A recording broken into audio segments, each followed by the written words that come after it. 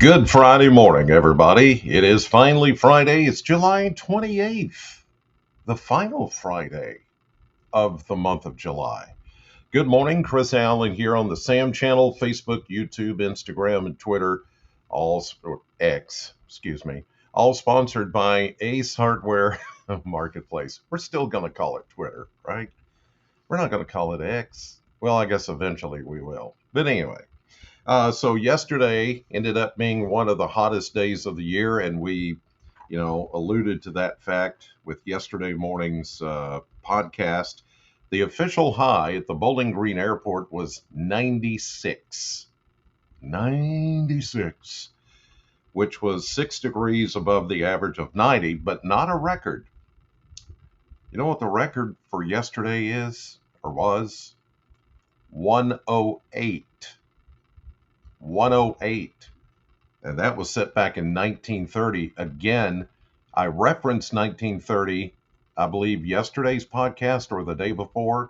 Everybody's screaming about how hot it is. And I'm like, it's end of July. It's supposed to be. And it's like, I know there are records being set. I realize that. And there's dangerous heat. Anytime it gets this hot, it's dangerous. If you don't use common sense and you don't take care of yourself, it is dangerous. But to most of us here in the South, this is a typical summer. So that 108 set back in 1930, still 1930 remains as one of the hottest year on record for us in Bowling Green in Southern Kentucky. And so we haven't really even come close to being the hottest. Now, you want to argue this, that, and the other. Well, you can do that all day to spin it so that it fits your narrative. But I mean, last year we hit 94. So we were just 2 degrees warmer yesterday than we were on the same day last year. And that's the same time we heard all the same stuff. Can't believe how hot it is, and oh my gosh, and all this, and then again, it's all to fit a narrative. So records are in the books for a reason, and all these hundreds of years of records that have been kept, there's a reason for that, and just take it at that. And if you try to read other stuff into it, then you'll get caught up in all this riffraff of, it's this and it's that, and we're causing the earth to be warmer and all, if you're going to listen to me, I'm not going to give in to that. So if you don't like what I'm saying, you can watch somebody else. This is America, and you have the freedom to do that, and you have the freedom to dismiss what I'm saying. But I'm just going by what the records say and how it all stacks up. And we just get emotionally caught up in some of this riffraff, and it skews the understanding of what this really is, and it's just summer, plain and simple. And here we go again today. We're going to have another hot and humid day. Don't be surprised that we get into the mid 90s once again with the heat index above 100. But if you're smart, you don't have to even be that smart. You can be SMRT smart like I am. and still understand by common sense that if you're going to be outside for any length of time, you got to be careful. Enough said. Here's a look at the satellite this morning. There were some very heavy torrential rainfall episodes up around Lexington last evening, and even into the early overnight. You see the 2 green counties boxed in there. That's flood advisories, flood warnings, where they had some street flooding. They had some, overrunning streams and creeks and things like that. That has all dissipated.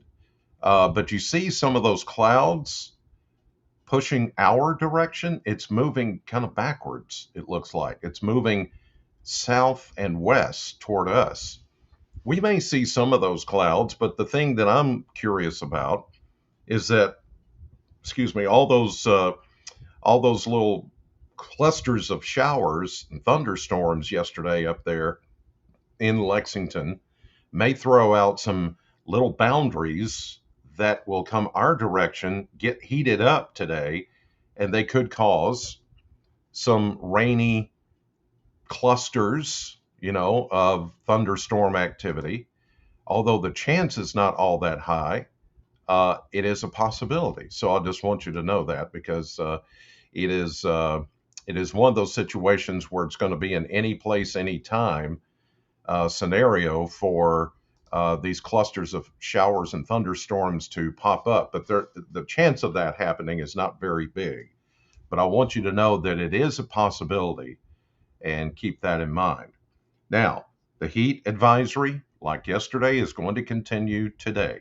There you see, large area of all of Kentucky almost, except for the far east, and then almost all of Tennessee except for the east under that heat advisory again.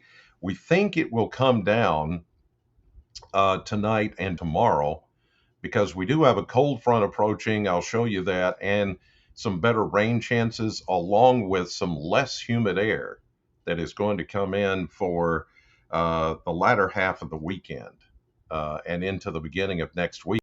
It's going to feel much better around here after we get past today. I guarantee that. All right, here's a look at the Kentucky Mesonet as of 4:50 a.m. this morning, and we're starting out muggy already. Look at these 70s. Do I see an 80? Looking for 80. Ooh, there's a 79 almost 79 in Morganfield, Union County. 78, 78, 70, 79. Where is that? Bullitt County.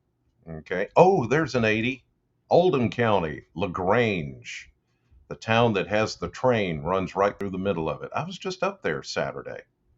Great town. A little neat train museum there in LaGrange. You got to go visit that. Danny and I, my road buddy, went up there on Saturday. It was neat. We didn't get to see a train come through the middle of town, but it's neat. If you love little towns and something unique about small towns, LaGrange. Remember that. It's just off I-71 once you get north and a little east of Louisville. Recommend it. So they're the warm spot this morning at 80 degrees, according to the Kentucky Mesonet. Sits there in Oldham County.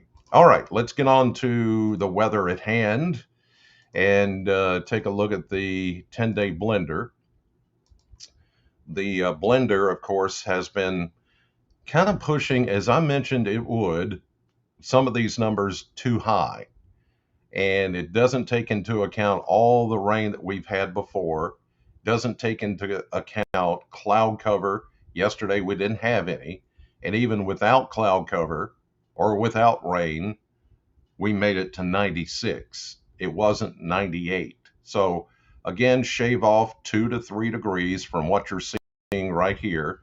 This is pulling 98 today. I mean, sure, it's possible at a maximum, but it's probably going to be more like yesterday, 96, maybe 97. But if those clouds from those old thunderstorms from Lexington come our direction as they are, and they provide a little bit of a canopy, then it wouldn't even be 96. It'd be more like 94, 95. Still, the heat index is going to be well above 100, therefore the heat advisory.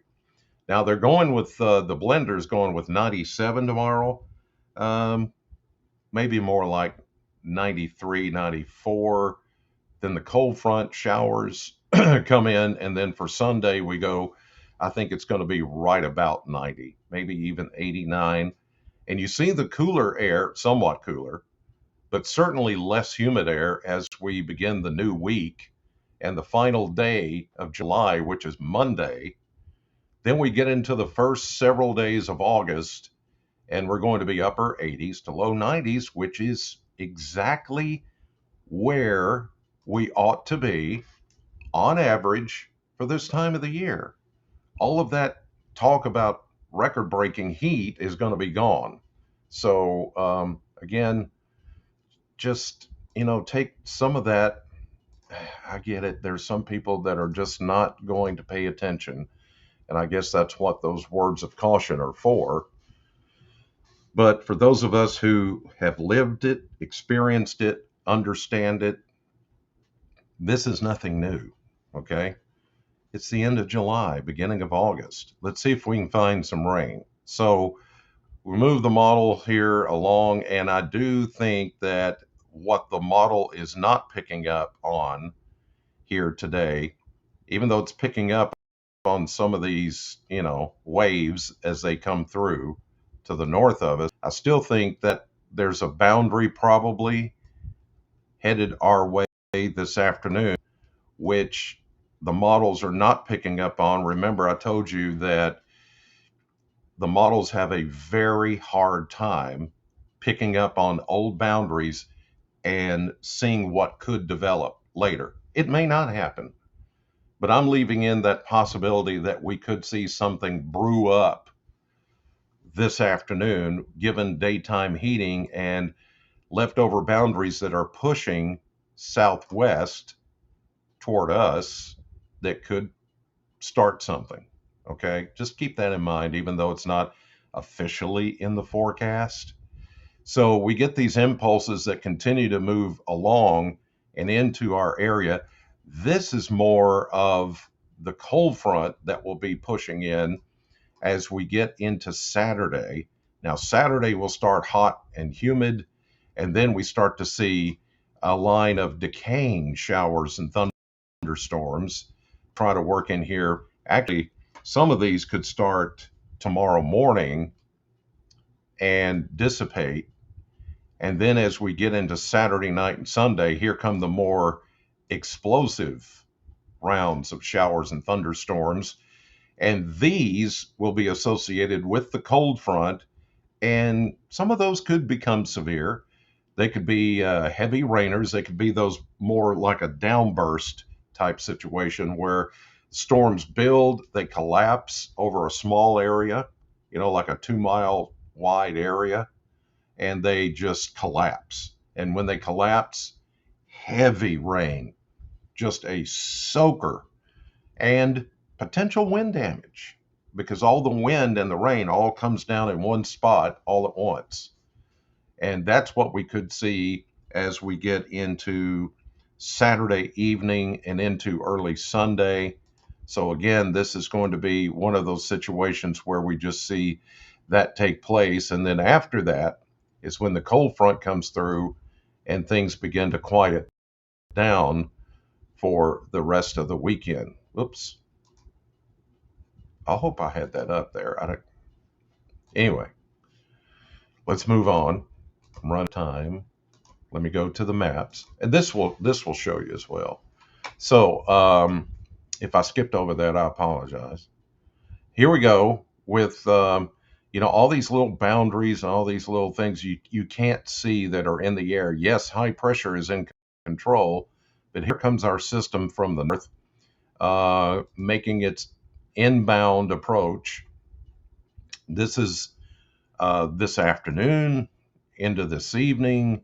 Then early Saturday, we start to see showers and thunderstorms north of us, making the approach. Some of those on the Ohio River, and as I showed you, some of those will try to infiltrate our area as we go through the day. A bit of a trough from one of the lows stretching down Saturday morning into our area. I think that will spark some showers and thunderstorms in the afternoon because the actual cold front won't come through until early Sunday morning, and even a few leftover showers behind the front.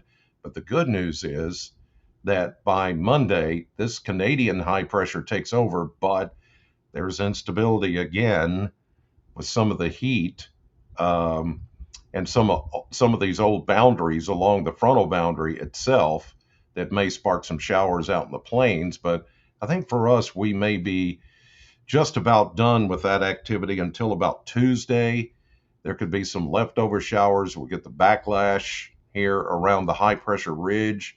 There's a warm front back to the west that'll be a trigger. And so we're just going to kind of keep that daily chance of a late day shower or thunderstorm in the forecast, but still it's going to be less humid. It is not going to be as muggy, and the air is not going to be as thick as it is right now once we get past Sunday. And so it's going to feel better. We'll even bring down the temperatures just a bit. All right, that'll do it for this Friday edition of the podcast. Headed to the radio station, Sam 100.7, going to give away more Elvis tickets to see Terry Mike Jeffrey and his band and the songs of Elvis coming to SkyPack August 4th. And I've got more rides and slides tickets to your favorite amusement park to give away this morning, plus the best music on your radio on, by the way, what has just been revealed as the #1 morning show and the #1 radio station in Southern Kentucky, WKLX, Sam 100.7. Thank you. Thank you. Thank you so much for making us #1 again. All right. God bless you. Thank you for watching, and I'll see you on the radio.